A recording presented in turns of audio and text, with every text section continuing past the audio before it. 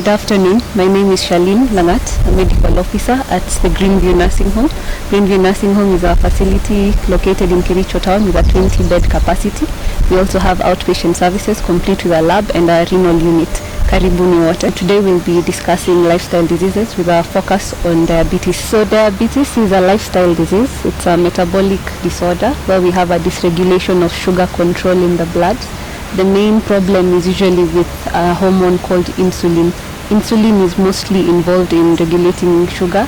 It enables the sugar that you've taken into your body and has been metabolized and is now in the bloodstream to enter the blood cells and be utilized for various metabolic processes.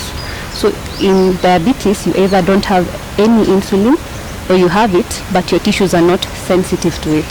So you have sugar that is in the blood and cannot get into the cells to be utilized for these metabolic processes that need the sugar. With that arises many complications.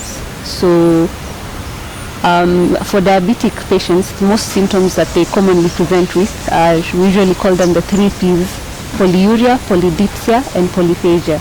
In simpler terms, you drink too much water, you're excessively thirsty, and if you drink too much water, you also urinate a lot. So you have frequent episodes of urination, more than usual, and you are excessively hungry because remember, your cells are not able to access the sugar that they need to perform their functions.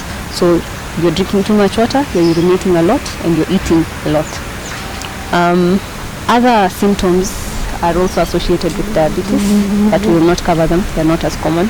Important to mention is that there are 2 types of diabetes. There is an insulin-dependent diabetes and an insulin-independent diabetes. The insulin-dependent diabetes is usually genetic and is diagnosed much earlier in life. The problem here is that you're not producing any insulin from the word go.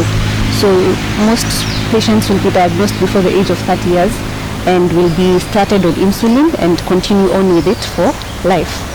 The insulin-independent form is usually diagnosed much later in life, over 40 years of age, and has stronger correlations with lifestyle. For this form, the main problem is your tissues are not sensitive to insulin, or you have reduced insulin production due to repetitive injury to the cells that produce the insulin. In this form, the mainstay of management will be giving you medication that increase sensitivity of your tissues to insulin and try to increase the insulin production as well. Of note is that we don't currently have a cure for insulin. Many studies are still undergoing, but what we do have are forms of treatment that try to make your body adapt to the prevailing conditions of insulin inadequacy and insensitivity. Diabetes is a lifestyle disease, meaning that, especially the second type, many of the things that we do are able to affect how soon or whether at all we develop diabetes later on in life. Among these are obesity. Obesity has been associated with insulin resistance, and that increases your risk of getting diabetes. Also, lack of physical activity will also increase your chances of gaining weight and becoming obese. Another is our diet. And finally, use of alcohol has also been associated with injury to pancreatic cells which produce insulin. So among the things you can do to prevent development of diabetes later on in life are to do again with lifestyle modification, eating healthy food that is protein rich and has lower carbohydrate content and high fiber content, as well as keeping active, staying physically active to prevent obesity. Also, avoidance of alcohol does help in reducing the incidence of diabetes. Patients who have already been diagnosed with diabetes, it is important to stay compliant to the medication that you've been started on, probably the oral hypoglycemic agents, and if you've been started on insulin, it is important to remain compliant to it as well.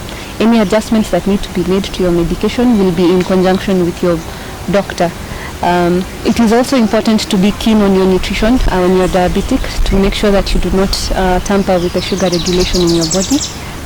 So stay in close contact with a nutritionist and follow their advice. In diabetes, it is also important to prevent chronic complications that come in with time, among which are renal failure, and chronic ulcers. Diabetes is also an immunosuppressive state, and with that in mind, patients are usually more susceptible to soft tissue infections in the event of any open wounds occurring. So any punctures, any slight abrasions could lead to soft tissue infections. So it is important to take those seriously and have your medical practitioner review and start your oral antibiotics if necessary. So diabetes is a manageable condition with regular follow-up and compliance to medication. You're welcome to Greenview Nursing Home.